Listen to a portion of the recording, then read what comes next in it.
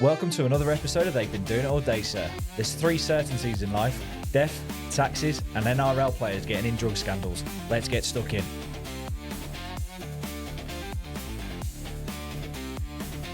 How's your week been, mate? Yeah, not too bad. Not too bad.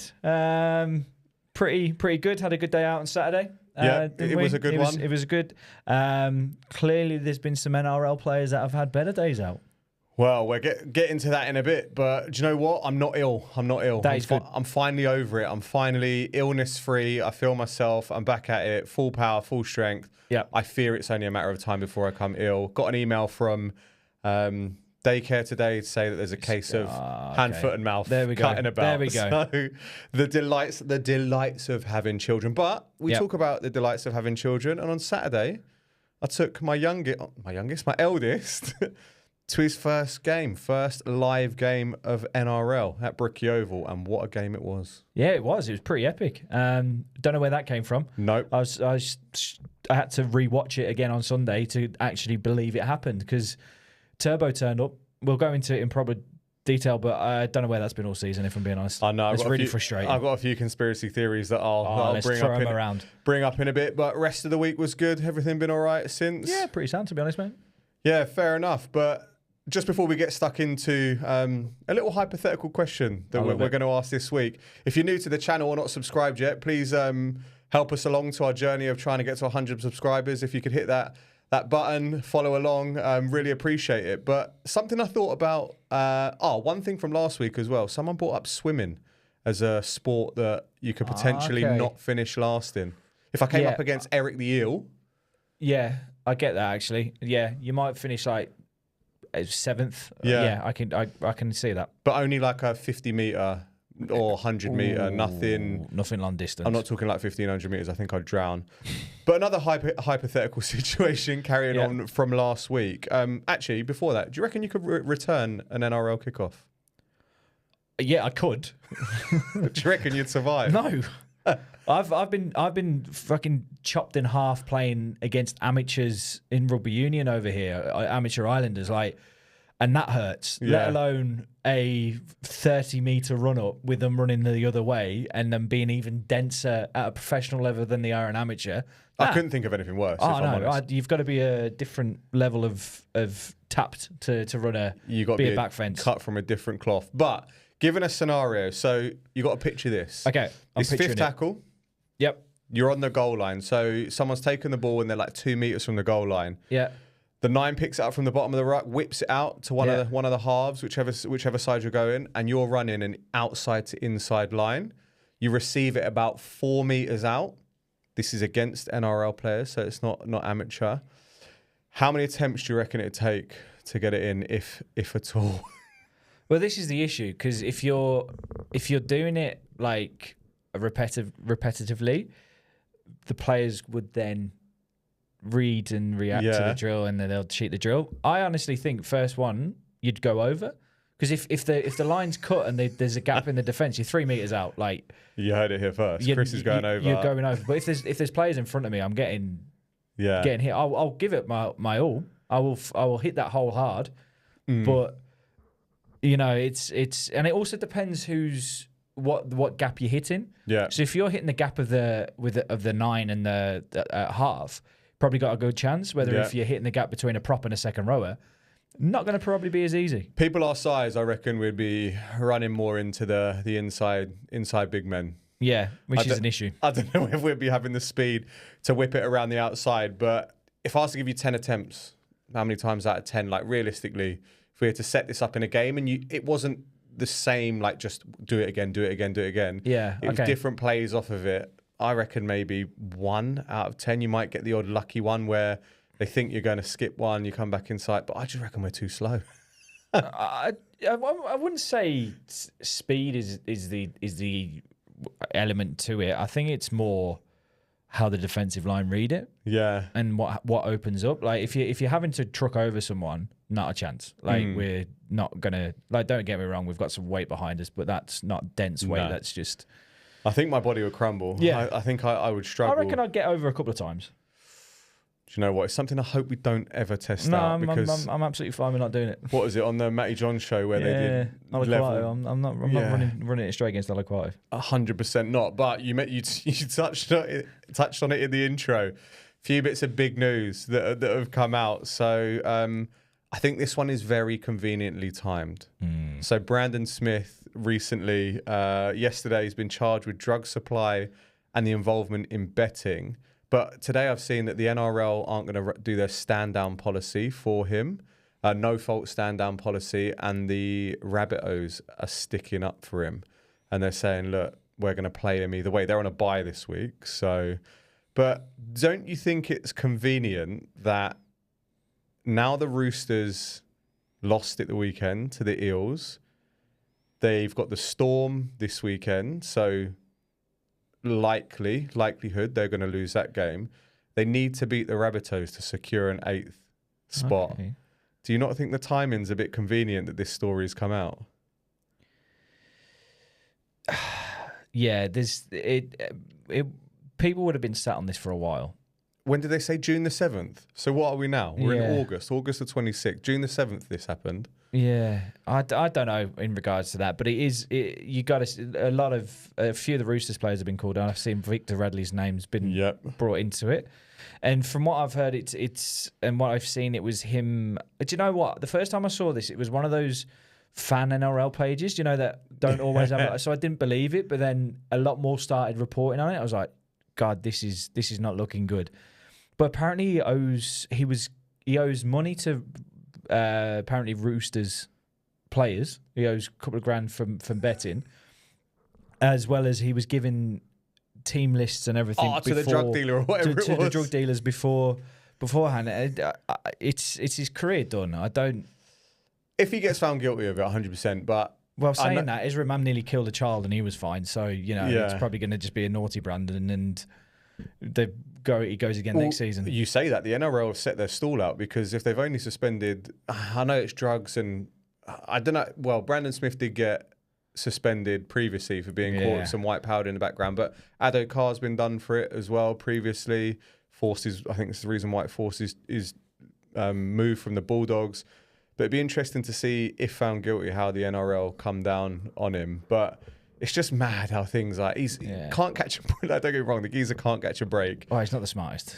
Tears his ACL, comes back from that, damages his MCL, and then gets done with this. But But why would you involve yourself in it? I don't know. You can't hide from it. Like if you go to any drug dealer is probably going to want to earn more money from you if you are a celebrity. Yeah. So just don't do drugs. It's simple. Yeah.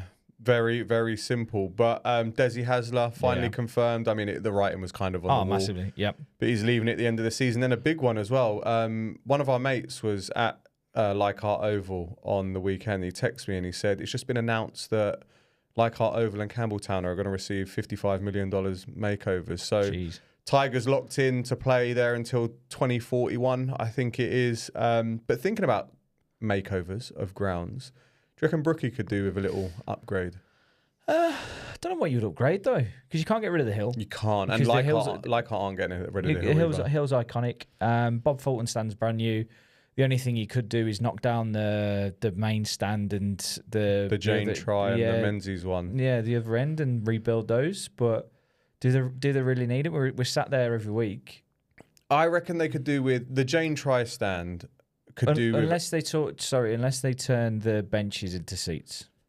Yeah, that's a valid point, and make it like an actual tunnel that comes out. They've got more seats either side. That's the only way that I think they'll be able to increase the capacity. Like you say, the Bob Fulton's brand new. Maybe the other end they could do similar, like make the seating go all the way to the front. I still think it would have that what's it called, urban ground feel. Yeah, you wouldn't take too much away from it. But just an interesting thought that I thought around Leichhardt Oval being renovated. Wasn't there that crazy chat earlier in the year around it being going to be knocked down on a UFC multi-purpose? Yeah, at some point, some crazy chat there. But let's get on to round 25. Yep. We said Friday night would be an absolute barnstormer of some fixtures, and my word, was it. The first game that kicked off on the Friday, game of the week by a mile. The Raiders defeat the Panthers 2016 out in Mudgee.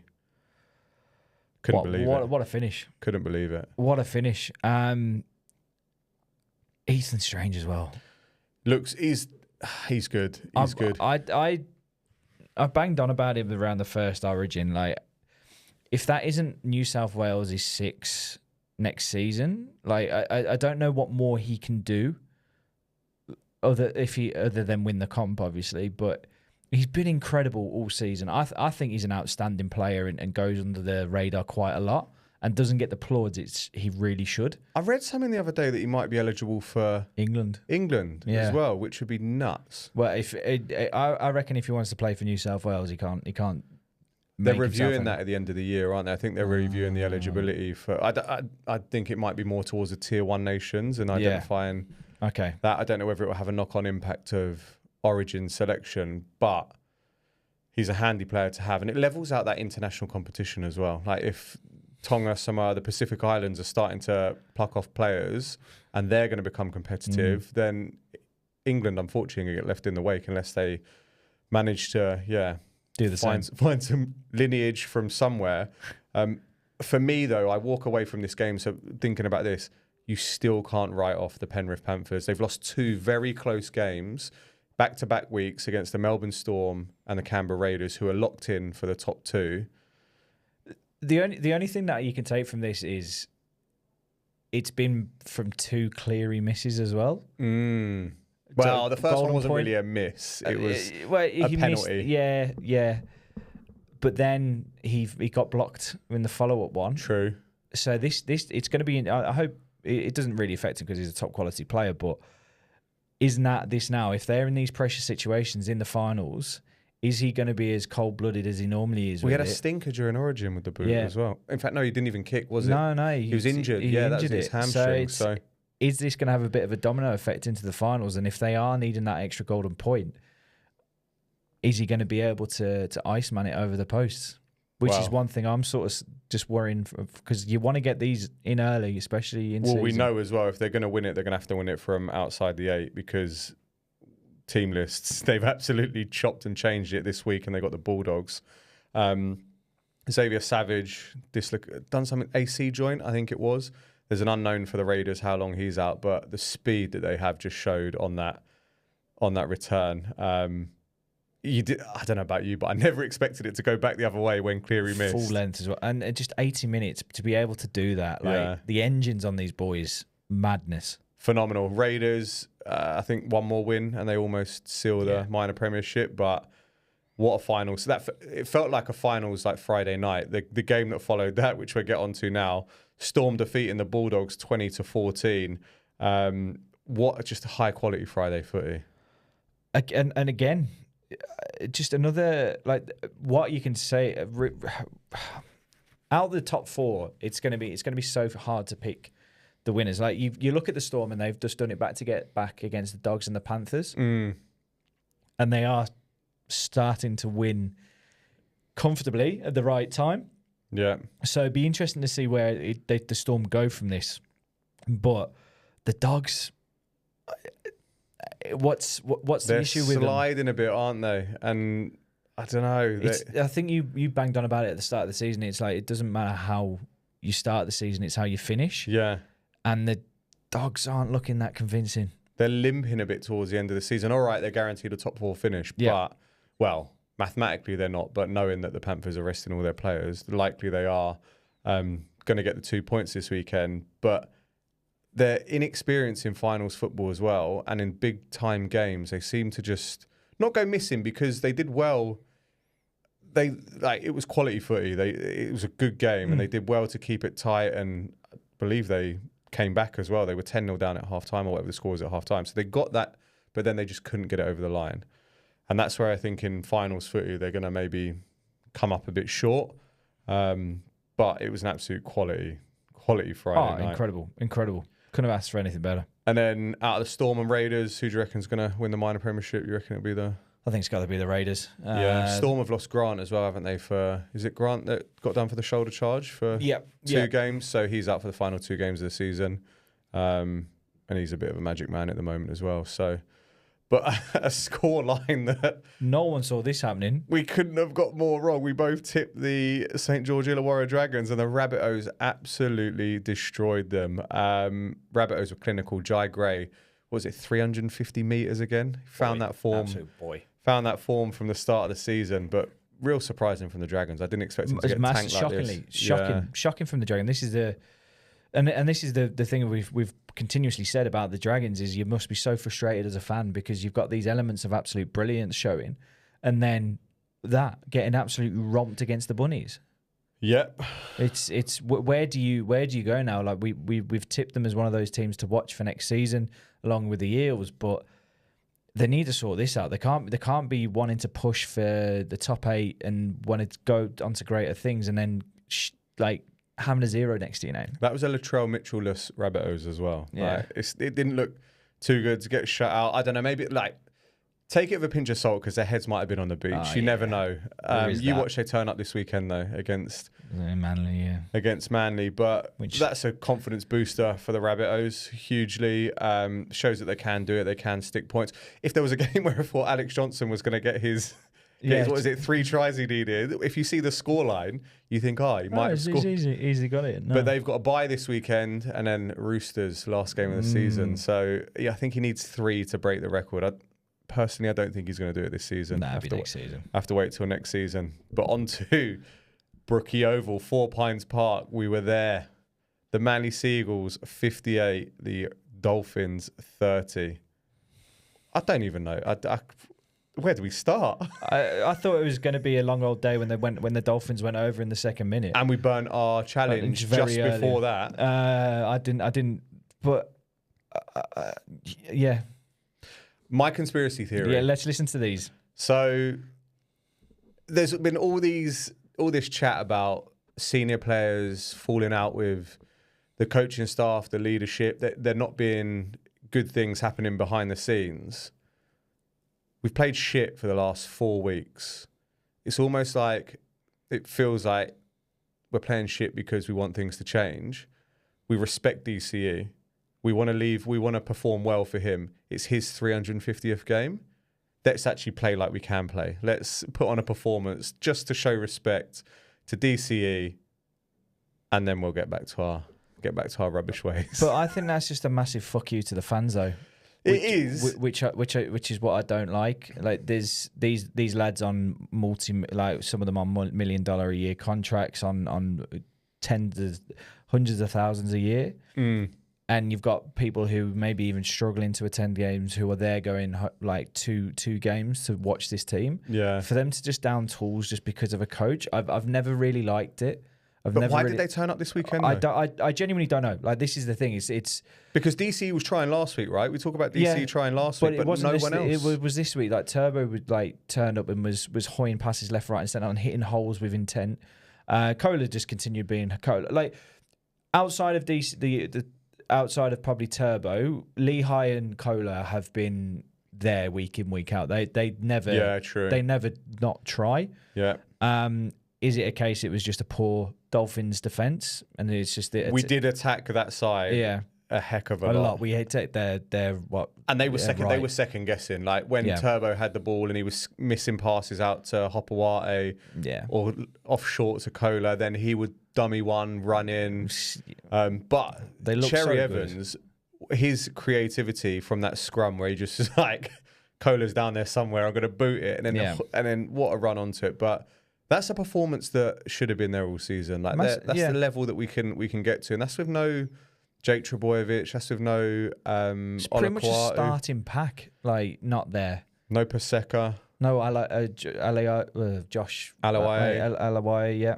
But talking forward, shout out to Matt Lodge. Big Matty Lodge. Friend of the pod, sort of, gave us a shout out very early on. That's 2 weeks in a row he's scoring tries for fun. Hadn't scored in 3 or 5 years or something like that beforehand. But I headed out after the game. Yep. We went to DYRSL and then a few of us kicked on to the Harbord Hotel.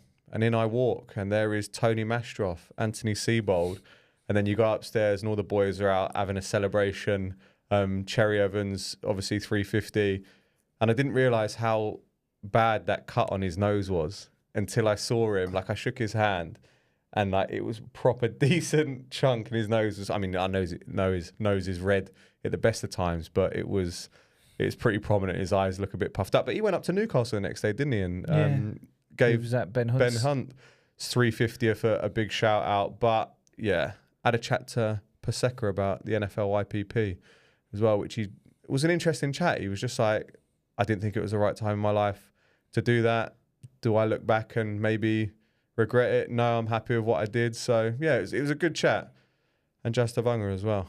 He Love was that. Love that. I thought I saw him in DY Hotel last week. He was like, yeah, that was me. Should have come up and said hi. I was like, nah, I ain't gonna bother you when you're just having a beer after a game. But this was different, obviously. He loves it. And then this is not a shock because we said the Eels were on the way up, but this puts that battle for the 8th spot hotly contested. Wide open. And the Eels it's the Mitch Moses effect, man. Yeah. It's when he turns on. Adokar had a ball game in this though. Like he was that breakaway. And then was it Moses who booted it through for Adokar to I think so. dive onto. At one point, Big Marky Mark had a try taken away, and I'd nearly called the first 3 try scorers. I thought I was on for some cash at that point, but it got scrapped off the board. But yeah, Eels have just absolutely put a spanner in the top 8 race. Massively, and this is what we've been going on. Like for the Eels to come out and do this performance with them pretty much on the beach, yeah, like it is showing the intent for next year. I reckon they're more of a team to watch out for than the Dragons next year. It'd be interesting to see how many players they acquire in the off season. If the Eels do some business, they could be one to watch out for. Especially they're freeing up cap space with for Dylan Brown going. So who knows? They're going to be able to lure in Big Tino. Or rumours that he's going to Melbourne potentially, which would be devastating. Last game on the Sunday though, or was it the last game on the Sunday? Yes, I think it was. Yeah, it was. What a finish to the weekend! Cowboys 34, Tigers 28. Cowboys were 10-0 up at one point, and the Tigers probably score. I was trying to think about this. Try the season. So quick. It was so good, and you think of the Penrith influence in it. I can't remember who got the interception, but then gave it to Luai, who whips it out to Taylor Mate, and what an acquisition he has been. Yeah. He's been phenomenal since he came back. And then the inside flick to Taruva. Yeah. He then sidesteps, shimmies a few people, runs it off, and then Buller just runs it over. What a way to go coast to coast. Like, it was the thing that shocked me about it was just how quick it happened. All in one tackle. Phenomenal. Yeah. It was just boff. They looked like they were playing in the playground, like with how they moved and how they just trusted and read each other. It was a pretty awesome try. It was. Linking back to what we were talking about earlier, one person I wouldn't like to run into is Jason Taumalolo. And Adam Dewey, unfortunately, didn't come off best from his tackle. Turns out he's fractured his eye socket and cheek. Geez. So he's out for the rest of the season. Big loss for the Tigers. They're on the up. This rules them out of mathematically being able to get into the 8. But Cowboys again. Good. Where have they been? Just another end to a season for them, really. I suppose they're Todd Payton, I believe, I can't remember where I read it, but the hierarchy have said that they're sticking with him for next year. So maybe playing with a bit of pressure off allowed them to loosen up. Great atmosphere at Leichhardt Oval, though. It looked banging. It's a good ground to go. I enjoyed it. Even though we got thumped, I did enjoy being at Leichhardt. It's got that proper ground feel. Yeah, and then 2 fixtures to finish off the review, which I kind of didn't really pay attention to. Broncos tuck in the Knights, kind of expected. It was a close game. Yeah, early on. Broncos just turned on the Broncos class. They'll be happy with finishing. They try and fight for that 8. You've got Warriors Eels this week. That could have an upset written over it. Yeah, and I think that then opens it up for the Broncos because they've got a superior points difference to the Warriors. The massive. And they've got the Cowboys, so that could spice things up a little bit. And then they do look when they turn it on. The Broncos look really good. Like we've said it all season. It's just the inconsistency of doing it. Like this bit, but they're playing like this without Reynolds, Cobbo, Mam.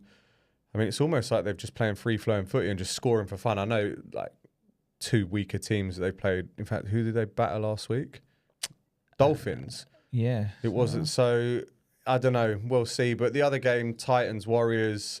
Titans are absolutely awful. I thought they might cause an upset. But, and especially when I saw Tino burst over within, 5 minutes or something like that. I was like, here we go. This one's on. But with the announcement of Hasler going, it'd be interesting to see what happens to Tino and Fafita. Fafita's apparently in talks with the Rabbitohs. Wayne Bennett says that they want him, so they'll look after him. But round 25. What I think, to me, this feels like the last competitive round of the year because of players being rested. Yeah. Positions almost sorted within the top 8, just a few things to go for. But should we get into round 26? Let's get into it. And this one's interesting. The Thursday night. I never thought I'd say this, but we've got the Canterbury Bankstown Bulldogs at $1.08, probably the lowest odds I've seen all season, against the Penrith Panthers, $8. That is madness. That's gone up $1 since Team List got released. Bulldogs. Like, don't get me wrong, I really like the Panthers' young guns, but the Dogs need to win this. If I remember rightly, they played Newcastle early in the season after Origin, and I don't even think they had this many young players or squad players involved, and they got beaten by the Knights. This could be, Bulldogs are in a bit of a predicament here. Do they go, hang on, this is our opportunity to rest players? Nah, they haven't, though, have they? But they haven't. But could they pull a few moves?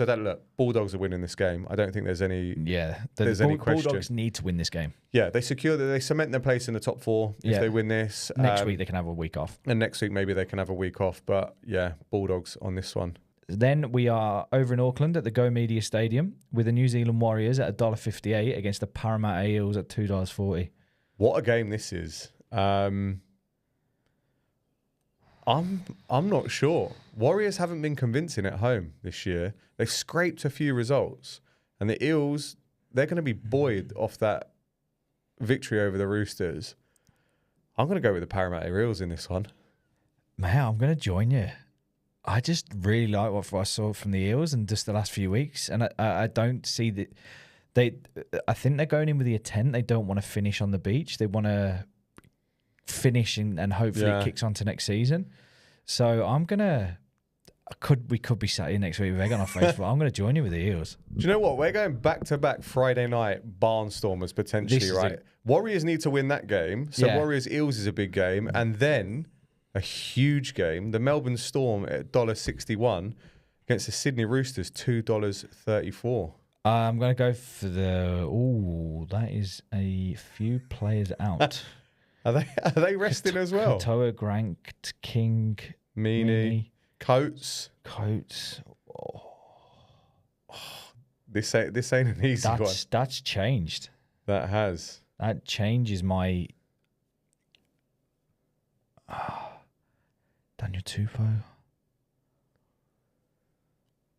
I just without Walker, the Roosters do look a little bit lost at times. But with losing Coates and the area of threat that the Roosters have, I'm going to go Roosters.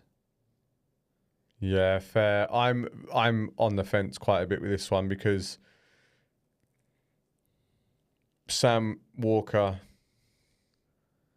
is a big miss for them. And since he came back, they have been dominant. And I think that had a huge impact against the Eels, obviously, at the weekend, him being out. I reckon the Storm. I'm going to go with the Storm in this one. So we split that one. And then we are, first game on the Saturday, we're down at the Geo Stadium in Canberra with the Raiders at $1.22, at the Tigers $4.35. This is the chance for the Raiders to kind of cement top spot at home.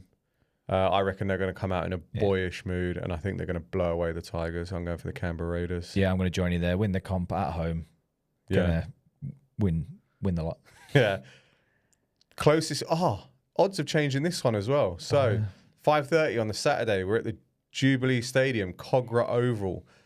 We've got the St George Illawarra Dragons at $1.92 against the Manly Warringah Seagulls at $1.92. I'm going to go the Manly Seagulls. You said last week about Hopawati and Kola running rings around them. I did. And they did. It's the only one that I've said this season when I've gone on them. Actually, no, I think there was one a little bit further on the further back where two players actually turned up as well. I reckon Manly back up what they did last week. Turbo looks like he's got to back up because he's wanting to get a selection for the Ashes. I reckon he's got to be going into that. So I'm gonna go Manly, and I'm gonna go Manly 13+. I like it. I like it a lot. Apart from, I read a stat earlier. Manly we haven't won there in years, have we? We haven't beat the Dragons in 10 years at Cogra Oval, but it's going to be 10 years done. It's going to be 0 days since we last beat the St George Illawarra Dragons at Cogra Oval. Couldn't agree more. We're winning this. We're winning it big. 13+. You heard it here first. And then we're up in the Queensland Country Bank Stadium in Townsville with the Cowboys at $2.72 and the Broncos at $1.46. Again, another close one. Broncos are fighting, obviously, for the top 4. They're going to hope that the Warriors lose on Friday night. I think the Broncos are going to come out firing again. High-scoring game, and I'm going to pick the Brisbane Broncos to win this. I'm going to join you on that one. The Broncos need to come out firing just to secure everything because they're in the hunt for the top 4 at the moment. And as you said, depending on what happens on the Friday, I'm going to go for the Broncos. Yeah, then we go down to Shark Park on the Sunday, 2 o'clock kickoff. We got the Cronulla Sharks at $1.11 against the Newcastle Knights at $6.70. Again, another one where the Sharks, I think they are mathematically in there, or they may be after this win. They can still get in the 4 mathematically, but highly unlikely. So I'm gonna go for the Sharks on this one. I think the Knights that I've got no interest anymore. Yeah, Knights are at risk of finishing bottom of the ladder if they don't. If the Titans get a win from somewhere, Sharks going to have too much for them. The Cronulla Sharks win this. And then the final game of the week, we're at the Suncorp Stadium up in Brisbane. Dolphins at $1.54 against the Titans at $2.49. This is a difficult one because the Dolphins that I saw on Saturday weren't great. And if there's one thing that the Titans do have, it's pace around the outside. Like, they've got speedy wingers. Titans do have that carrot dangling in front of them of if they win, they're off the bottom of the table if the Knights lose. So I still think the Dolphins are going to be too good for them. Dolphins are going to win this. Do you know what? I've not cared about tipping for a while as my I've lost all matter of everything in the comps. I'm going to go to Titans. That sack manager bounce back. I'm going to go for that against a Dolphins team who are going to be on the beach. Hasler's going to be sitting there going, where's this been all season? Spread eagle and go, boys, just go out there and have fun. Yeah. And you reckon Titans are going to get it done? Yeah. Fair play. We'll follow us along, see how we go. And then over the weekend, we had some championship scenes. Blues won 1-0 against Oxford United. Was it expected? Fifth in the table, aren't you? Yeah, we've got Leicester away on Saturday morning. Oof. That'll be a big test of where we are. Yeah. But no, got the job done. From everything I read, Oxford shifted to a 4-5-1 very quickly after kick-off and just sat back and absorbed the pressure. Boring Oxford. Well, it's the way it is. And I read somewhere on Sky Sports actually that one of the pundits, which was nice of them to say, was if you'd have randomly strolled into the stadium, you would not have guessed that Birmingham were the team that were in League One last year. So fair play. It was a good little comment.